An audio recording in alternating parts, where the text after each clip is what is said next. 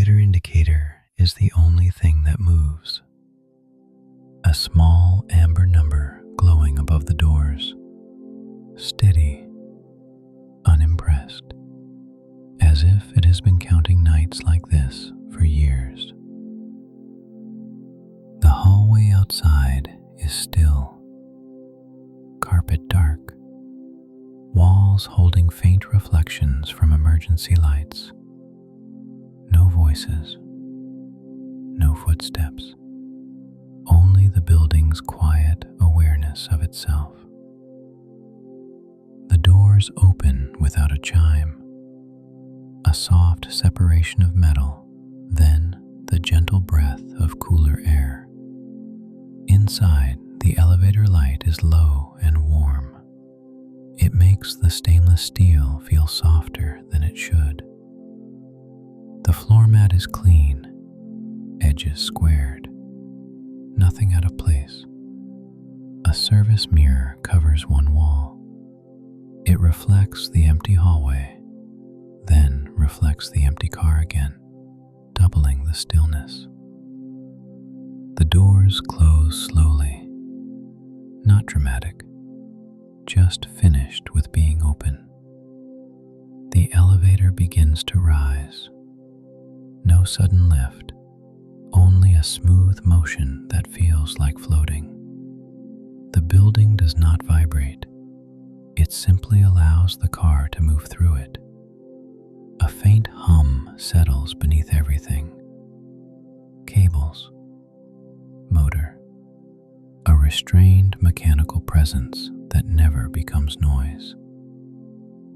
The number above the doors changes. One, then another, each floor acknowledged, then released. The elevator passes the first office level. Behind the walls, darkness. Screens off. Chairs pushed in. Desks aligned like they are waiting for daylight to return. The car continues. The hum remains constant. Motion becomes predictable, easy to forget. The indicator changes again. Another floor surrendered. Somewhere inside the shaft, air moves. A soft pressure shift, then balance. Your ears adjust without thinking. The walls of the elevator hold faint fingerprints in the light. Not fresh, old, flattened by time. Proof that other hands were here hours ago, days ago, in other nights that felt the same. The car rises past a floor where one window is still lit. Not bright, a single rectangle of light behind glass, like a room that never fully sleeps. It disappears as quickly as it appears, the elevator carrying it away without commentary. The number changes again. The building remains silent. A security camera in the corner blinks a small red dot. Not watching in a human way, only recording that quiet exists. The elevator continues upward, smooth, contained, unhurried.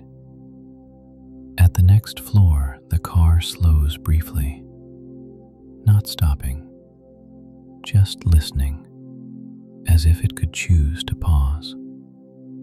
It does not. The indicator continues its calm count. Outside, behind the walls, the city is distant. Traffic reduced to a faint, low tone that never rises above the building's own hum. The elevator holds you inside a smaller, quieter world. The car passes a maintenance level. You can feel it rather than see it. A deeper coolness, a different density of air. Then it is gone. The number changes again. time inside the elevator feels different, not measured by minutes, but by floors that drift past without demanding to be remembered. A soft click comes from the panel, a system confirmation. The light stays steady. Nothing else responds. The elevator rises into higher floors where offices become smaller, less glass, more closed doors, hallways narrower, spaces designed for fewer people. Even here, everything is still. The car's light reflects in the metal handrail, a thin line that stays unbroken as the elevator moves.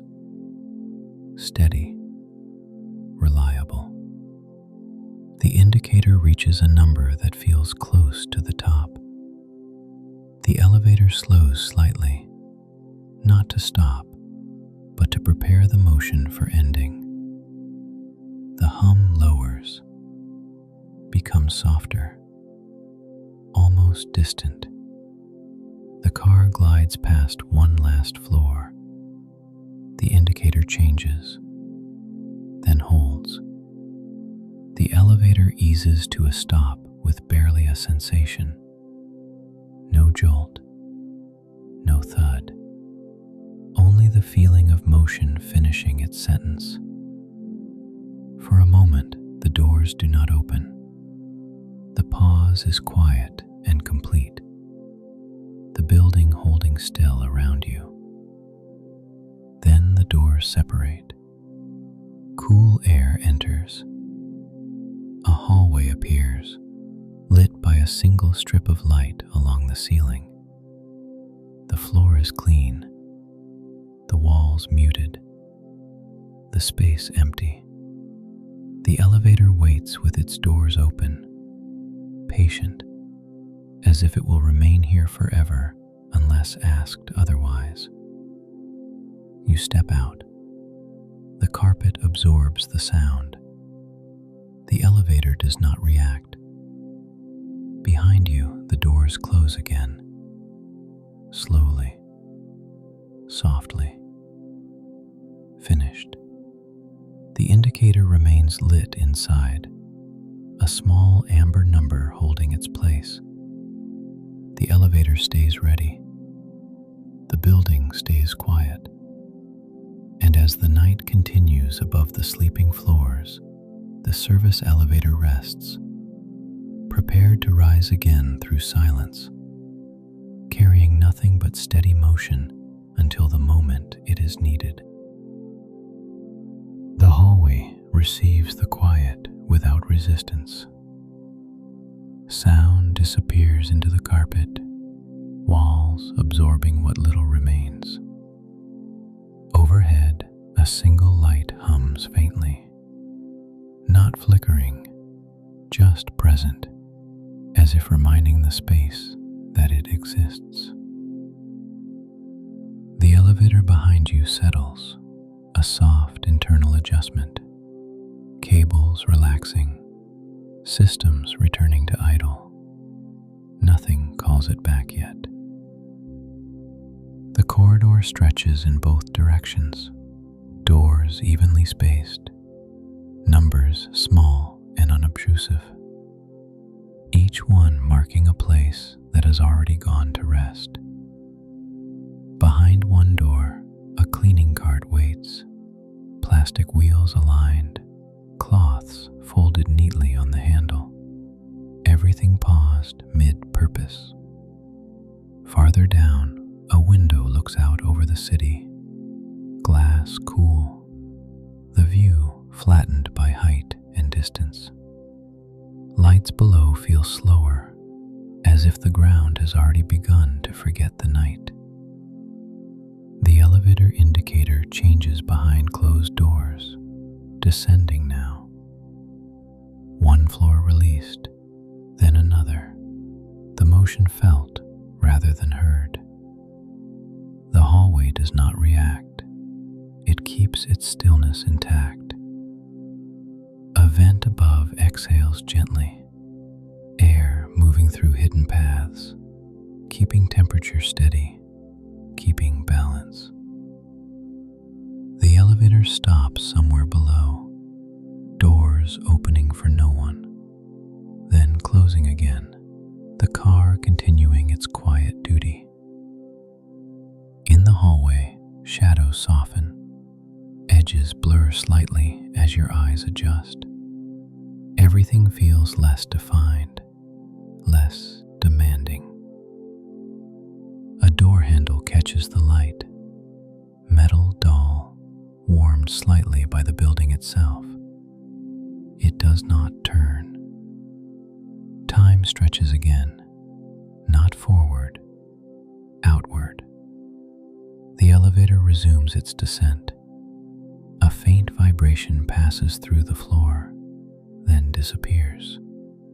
The building acknowledging movement without comment. Outside the window, a streetlight switches off. One, then another farther away. The city beginning to change its mind about staying awake. The hallway remains unchanged. It has no reason to hurry. Somewhere lower, the elevator pauses again. Another floor, another quiet opening, another gentle closing. The car moves on, counting floors back toward ground, carrying nothing, needing nothing. The light above you steadies, its hum becoming less noticeable, as if it too is settling into the deeper part of night. The window darkens, not because the night returns, but because reflection fades, inside and outside separating again. The elevator reaches the lobby level. You can sense it without seeing it. A different air, a wider space, a softer echo that never becomes sound. The doors open below. A draft travels up the shaft. Cooler air rising, sliding along the walls, then settling in the hallway like a slow breath. The elevator closes again. The indicator shifts. Another number. Then stillness. For a while, nothing happens. The building simply holds itself. Lights on, air moving, quiet maintained. Then, from somewhere above, a small change. A faint pressure shift in the corridor, as if a higher floor has opened a door to its own emptiness. The hallway does not answer. It only accepts. The elevator wakes again, not loudly, a deeper hum traveling up through the structure. The floor under the carpet acknowledges it with the smallest vibration, then relaxes. The indicator begins to climb. One floor, then another. The elevator moving upward this time, returning through levels that remain asleep. You do not hear the doors open, but you can imagine the motion. Metal separating. A pause. Metal closing. All of it done gently, as if the elevator knows it should not disturb the rooms it passes. The car rises with the same calm it had before. The building allows it. No shaking, no sudden breath of machinery, just the steady pull of cables and the quiet certainty of direction. Outside the window, the city changes slowly. A faint pale line appears behind a distant row of rooftops. Not sunrise, only the first thinning of night. Streetlights hold on anyway, still glowing, still useful to no one for a little longer. The hallway remains empty. The doors stay closed. The cleaning cart does not move. The elevator elevator continues its climb, the indicator numbers brightening slightly as it passes, then fading as it leaves each floor behind. At a higher level, the elevator pauses longer. A full stop. A deliberate rest. The building seems to listen. The doors open. No footsteps enter. No voice speaks. The elevator keeps the doors open for a moment more, patient, then closes them again with the same soft finality. The car resumes upward. The hum deepens briefly, then returns to its low, even tone. In the hallway, the light above you hums on. Its sound is less noticeable now, not because it stops, but because the rest of the building has begun to wake in tiny ways. A distant ventilation fan changing speed, a pipe shifting temperature, a faint click from somewhere far beyond the walls. Nothing becomes loud. Everything stays controlled. The elevator reaches the upper floors again. The indicator slows.